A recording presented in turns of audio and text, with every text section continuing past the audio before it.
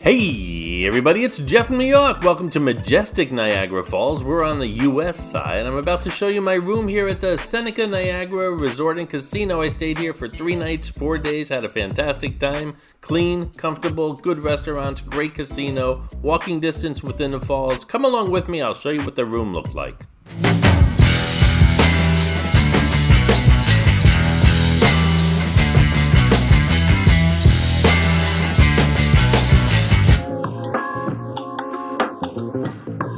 I am in room 914. It's called a Falls View Non-Smoking King Room.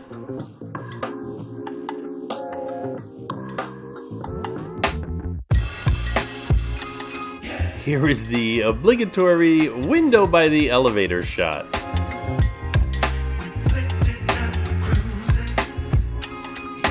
This, of course, is a Native American-owned hotel and casino. Very woodsy feel, nice earth tone colors. The place even smells good.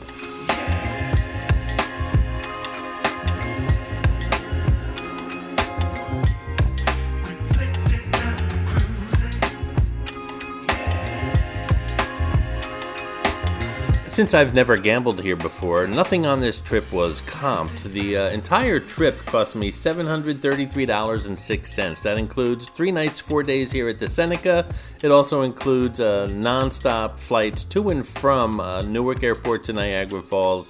That's a pretty good price if you ask me, including airfare and resort fees and taxes and everything came to $733.06. Of course, my meals and trips and tours and things like that, which I'll show you guys in future videos, all were extra. No shortage of mirrors in this room. They're everywhere. You have a full-length mirror by the door. You also have this nice, very well-lit vanity area right across from the bathroom. Of course, I don't have too much need for a vanity. I mean, it's hard to improve on perfection, so I use this area as a charging base for my camera equipment, my phones, my speakers, you name it. This was the charging area. They had this little workstation here with a chair, but it was very dimly lit and you really couldn't get much work done here, but there's a better workstation, which you'll see in a couple moments.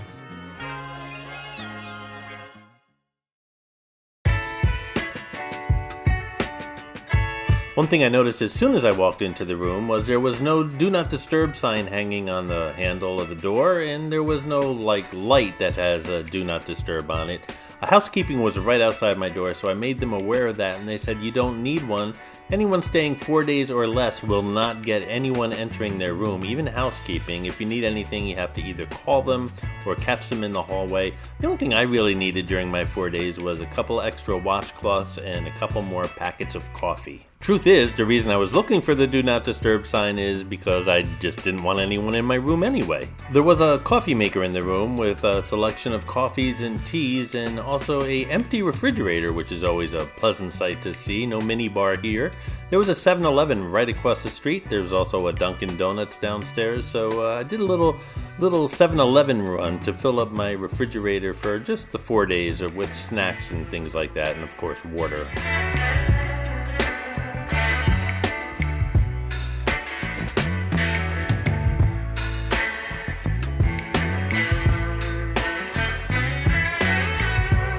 The fridge had a little freezer shelf, and that's always good if you want to stop off at a convenience store, pick up maybe an ice cream cone or one of those ice creams on a stick. It's always nice to have in the freezer.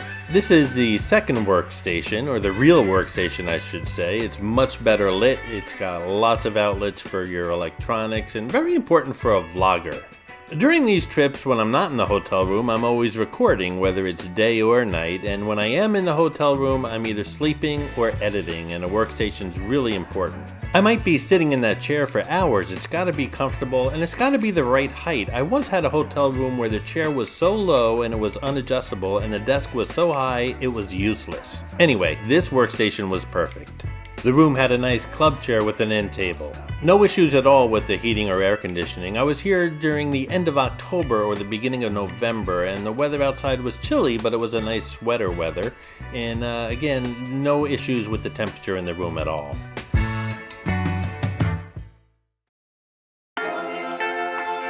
Hey guys, lots more coming from Niagara Falls on the US and Canadian side, and if you're enjoying the videos here on the New York channel, why not subscribe if you haven't done so already? Just click that little New York logo in the lower right hand corner of the screen, and if you're enjoying this Niagara Falls series in particular, give the video a thumbs up. I really do appreciate that. And if you're really enjoying the video, please share it on your social media. That gets me more views and new subscribers.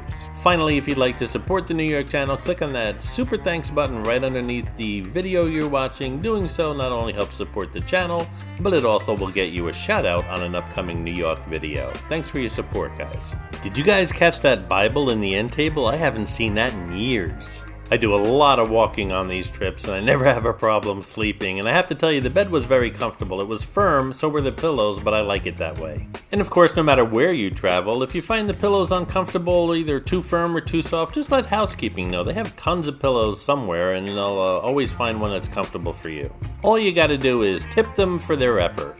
The room was also very quiet, which I appreciate, and they had a lot of art in the room as well. Native American art as well as photos of the falls.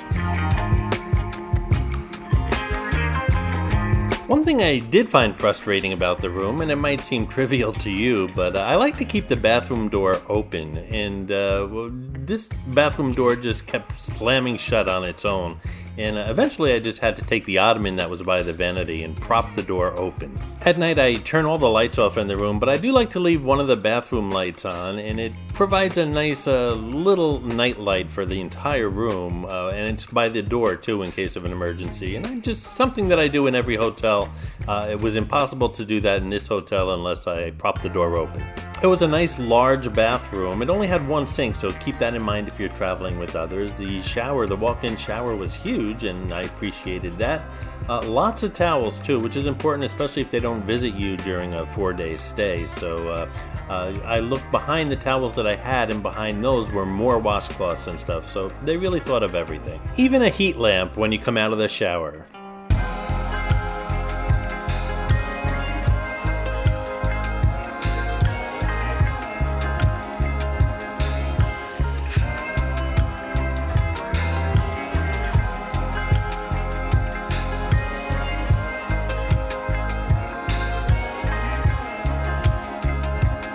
The shower easily fits too, just saying.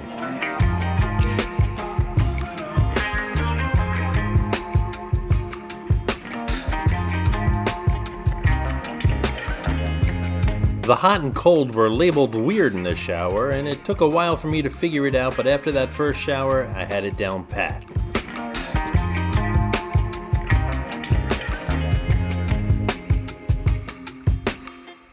Oh look, the door slammed shut again.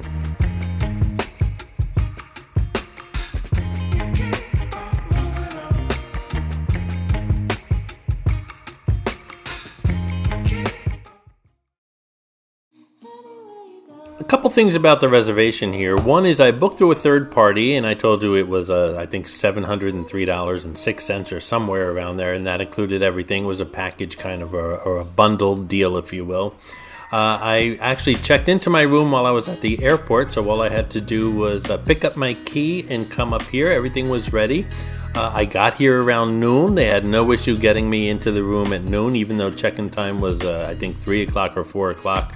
No extra charge for that. The room is called Falls View. I didn't ask for a Falls View room. I asked for the cheaper room, but they gave me a Falls View room. And quite honestly, I don't care what floor you're on, you do not have a view of the falls in this hotel. You have a view of the mist from the falls, but you don't actually see the falls. But again, a dynamite location. The falls are just a couple blocks away. This huge roof in front of us is actually the casino to the hotel. The hotel has a beautiful big casino, which you'll see later in another video here on the New York channel. Lots more coming on the channel. I'll show you the whole hotel with the restaurants and casinos. I'll also show you the falls, the US side, the Canadian side. Lots more coming. Thanks for watching. Don't forget to subscribe.